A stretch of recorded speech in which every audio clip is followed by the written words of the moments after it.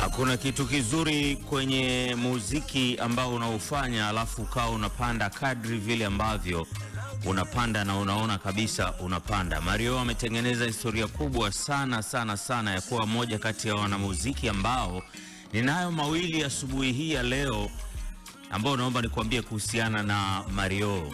Mario amefanikiwa kuwa moja kati ya wanamuziki ambao hawatengenezi attention sana ya kabla ya kufanya jambo, lakini unashangaa tu jambo hili hapa. Amemuimbisha Mheshimiwa Rais Ruto wa Kenya vizuri kabisa na akala kadanse, lakini pia Mario ndio ambaye amefanikiwa kumfanya moja kati ya maproducer ambao ni wakubwa sana na wakongwe ambao pia watakuwepo, ninadhani na ninaamini atakuwepo kwenye miaka 30 ya Bongo Flava tarehe 10 ya mwezi wa 7. Namzungumzia P-Funk Majani. Mpaka P-Funk akuamini na kukukaribisha kwenye familia yake sio jambo rahisi. Sio jambo rahisi. Kwa historia ninayojua mimi, wewe hapo Casto Dixon. Yes, ya producer my brother P-Funk Majani. Kuamini kwamba na kuelewa kwamba bana yeye sasa sikiliza. Paula Mario huyu hapa fresh, haina noma. Shanifanya nimeitwa babu. So issue. Ngoma inaitwa Raha ya kwanza kusikika kwenye Big City Breakfast ya 92.5 Mjini FM. Karibu sana. Leo ni tarehe 23 ya mwezi wa 6 mwaka 2026. Sisi tunasikia raha kinoma. Wewe kuwa na sisi mpaka saa 3 kamili za asubuhi ya leo Jumanne. Ni Tuesday na ndio maana tumeamua kuanza na Mario. Kiachana na wimbo huu, Mario pia ana ngoma kadhaa ambazo zinafanya vizuri sana. Huu wimbo ni miaka 6 umetoka Hassan. Ndio. Miaka 6 kama sio 7 iliyopita. Ni miaka 6 na uzuri wa hii ngoma humu ndani kuna mastaa waigizaji kibao wamejazana kwenye hii ngoma. Wamekuwa wengi sana. Ukipata muda hebu irudie kuitazama alafu anza kuhesabu. Wako wengi? Sana. Wako wengi vibaya mno. Kuna Duma humu ndani. Kuna Stan Bakora humu ndani. Wengine ukipata muda wako uwe msikilizaji wa 92.5 wa hesabu. Haina noma. Mario, asante sana kwa kutufungulia Big City Breakfast ya leo kwa kupitia ngoma ya Raha, lakini ipo Mombasa ambayo ikipigwa hadi Ruto anasimama. Lakini unajisikiaje raha pale ambapo umeikamata Pepsi mwamba ya chupa kabisa mkubwa wao? Lazima usikie raha tu, kwa sababu siku zote hiyo ndio inakufanya upate raha na siku yako ianze vizuri kabisa mpaka pale ambapo siku yako itakuwa inaisha. Lakini Pepsi mwamba ya chupa mkubwa wao, hiyo ni ya moto ama ya baridi, hicho ndio kitu cha msingi ili upate raha. Yani Pepsi ni raha. Ukiachana na kukata kiu, Pepsi ni raha. Yani hicho ndio ambacho unatakiwa wewe ukifanye. Karibisha Pepsi yako ili upate raha na uenjoy. Alafu unamsuta. Hakuna raha kama kumsuta mtu huko unakunywa Pepsi. Ndio inakuwaje hiyo? So unasikia raha. Yani unamchamba kwanza, alafu unamwambia subiri. Kamata Pepsi. Unaendelea ulipoishia.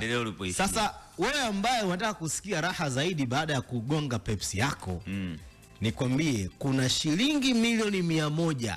Tumefanya shilingi milioni 100 zipo kwa ajili yako wewe ambaye una taarifa ya uhalifu wa mtaani kwako kwa mtu yeyote yule ambaye unamuona humuelewi. Milioni 100. Yani toa taarifa yako. Kama kuna mtu simuelewi, toa taarifa yako. Katika upande gani? Sasa nataka nikwambie katika upande gani.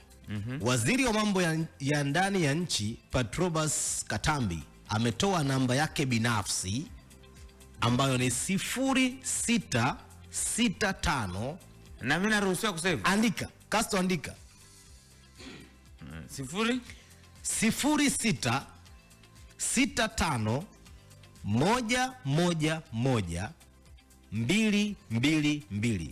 Umeandika tayari? 0665 111 222, ambapo hii namba natakiwa hiyo namba atakayoitumia kupokea taarifa mbalimbali kutoka kwa mwananchi kwa lengo ikiwa ni kupata taarifa za upangwaji wa matukio ya uhalifu, ambapo pia ametenga kiasi cha shilingi milioni 100 kwa mtoa taarifa hiyo.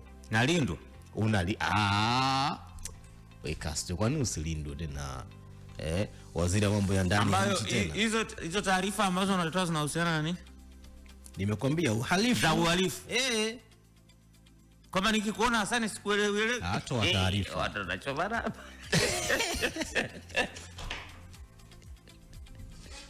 Shagati tumegombana na Hasani. Mheshimiwa Waziri. Namba yake binafsi kumbuka. Ukipiga moja kwa moja anapokea mwenyewe. Sikilize sasa. Mheshimiwa Waziri.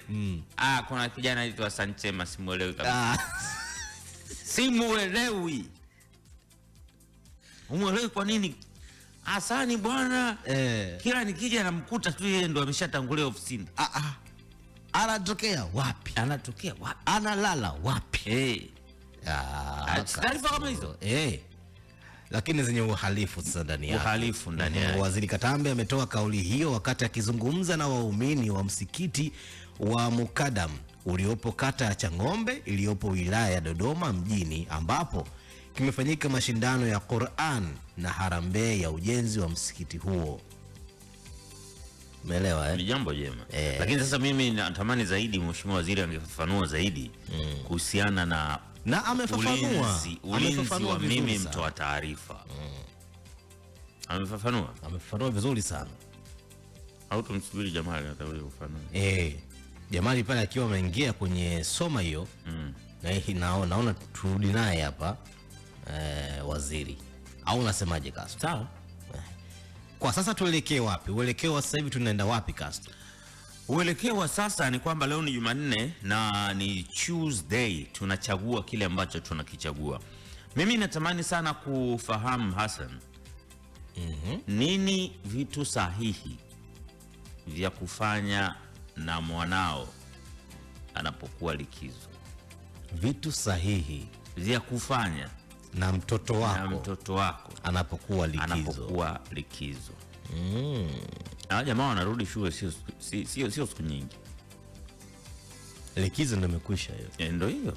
Wanarejea mashule. Wengine wanaenda mkoani. Vitu gani sahihi umefanya naye? Ukijitathmini kwa kutusikiliza saa hizi, tafsiri yake ni kwamba utajitathmini akija likizo inayofuata.